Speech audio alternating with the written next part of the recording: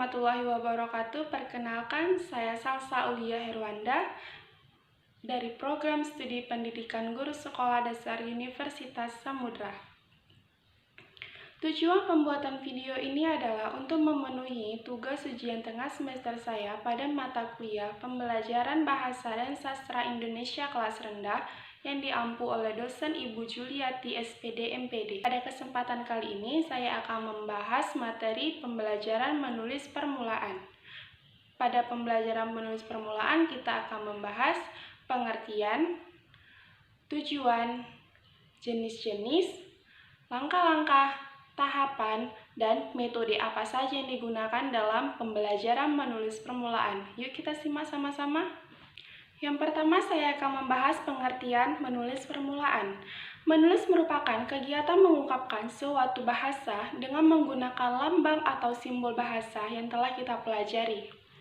Menulis permulaan merupakan suatu aktivitas kegiatan yang kompleks yang mencakup gerakan lengan, tangan, jari-jari, mata dalam rangka menulis atau menggambarkan suatu simbol atau lambang yang telah dipelajari di awal pembelajaran menulis. Kemudian ada tujuan menulis permulaan. Tujuan dari menulis permulaan adalah mengajarkan atau melatih peserta didik untuk bisa menulis lambang-lambang bahasa dengan jelas dan mudah dipahami oleh orang lain, sehingga tulisan tersebut dapat mewakili atau mengungkapkan ide, perasaan, ataupun pikiran penulis kepada orang lain dengan jelas dan tepat. Kemudian saya akan menjelaskan jenis-jenis menulis permulaan. Menurut Supriyadi dan kawan-kawan, ada beberapa jenis menulis permulaan. Yang pertama, menulis permulaan dengan menggunakan huruf awal, yaitu huruf kecil. Contohnya seperti gambar pada samping berikut. Yang kedua, menulis permulaan dengan huruf kapital.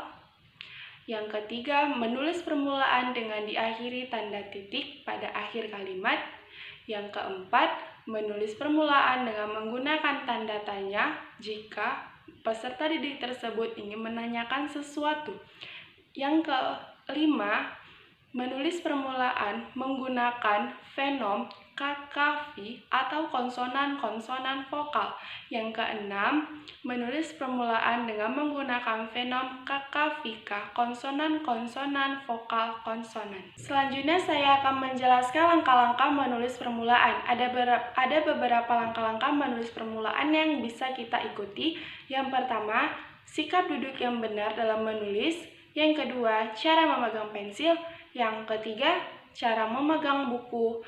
Yang keempat, melemaskan tangan dengan menuliskan di udara. Yang kelima, melemaskan jari-jari dengan menggambarkan atau menjiplak garis lurus, garis zigzag, garis lengkung, dan titik-titik. Selanjutnya saya akan menjelaskan tahap-tahap dalam menulis permulaan. Tahapannya ada 5. Yang pertama, berlatih menulis di awang. Maksudnya adalah guru meminta siswanya untuk memejamkan mata, kemudian menuliskan atau menggambarkannya di awang atau di udara huruf atau angka tanpa diketahui oleh temannya.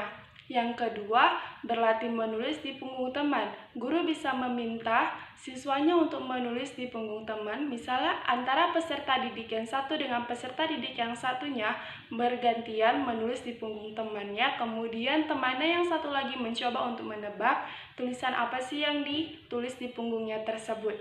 Yang kelima adalah menulis di pasir. Kegiatan ini mungkin bisa membawa rangsangan kepada peserta didik dengan membawanya belajar di luar dan mencari pasir atau tanah yang dapat ditulis menggunakan lidi ataupun stick. Yang keempat, berlatih menggeblat. Berlatih menggeblat ini adalah dengan guru menyediakan kertas dengan tulisan yang sudah ada hurufnya itu titik-titik, nanti kemudian peserta didik akan menebalkan atau menirukan huruf tersebut. Nanti sebagai contohnya akan saya sajikan gambarnya pada sebelah saya. Nah, yang kelima ada berlatih Yang kelima, ada berlatih menulis huruf lepas. Selanjutnya saya akan menjelaskan metode-metode dalam menulis permulaan. Yang pertama ada metode eja. Pada metode ini kita mengenal huruf-huruf abjad itu kepada siswa dulu. Memperkenalkan huruf-huruf abjad kepada siswa, misalnya seperti huruf A, B, C, D, E, F.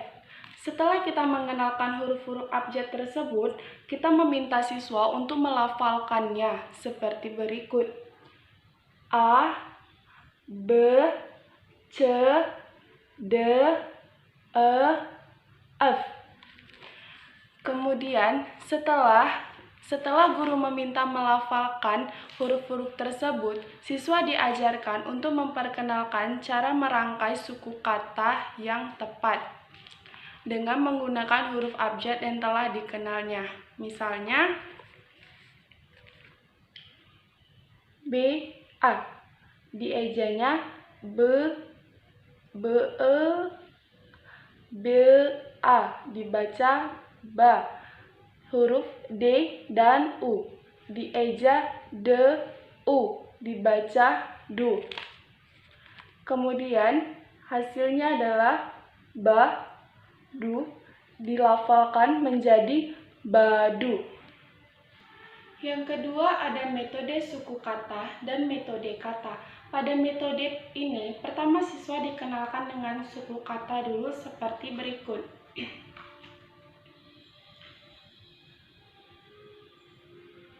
Ada ba, bi, bu, be, bo, ca, ci, cu, ce, co, da, di, du, de, do. Setelah peserta didik mengenal suku kata tersebut, kemudian guru mengubahnya menjadi kalimat yang bermakna seperti ba, bu, cu, ci, da, du, bi, ca, ci, do, di. Yang ketiga ada metode global. Pada metode ini, siswa diajarkan mengenal kalimat menggunakan gambar. Gambar akan saya sertakan di sebelah saya nanti pada gambar. Misalnya gambar apel dengan tulisan di bawahnya ini apel. Kemudian siswa mengikuti guru mengucapkan ini apel. Setelah dikenalkan melalui gambar yang ada tulisan di bawahnya, kemudian siswa diminta untuk mengubah kalimat utuh tersebut menjadi hanya menjadi suku kata. Yang keempat ada metode SAS. Tahapan pengajaran pada metode SAS ini adalah ada 3. Yang pertama menyajikan kalimat utuh menjadi kata-kata. Yang kedua menyajikan kata-kata menjadi suku kata. Yang ketiga menyajikan suku kata menjadi kalimat utuh kembali. Contohnya nanti akan saya sertakan di samping saya. Sekian pembahasan saya tentang materi pembelajaran menulis permulaan. Apabila ada kata-kata yang kurang jelas dan kurang berkenan, saya mohon maaf. Saya akhiri dengan wabillahi taufiq wal hidayah. Wassalamualaikum warahmatullahi wabarakatuh.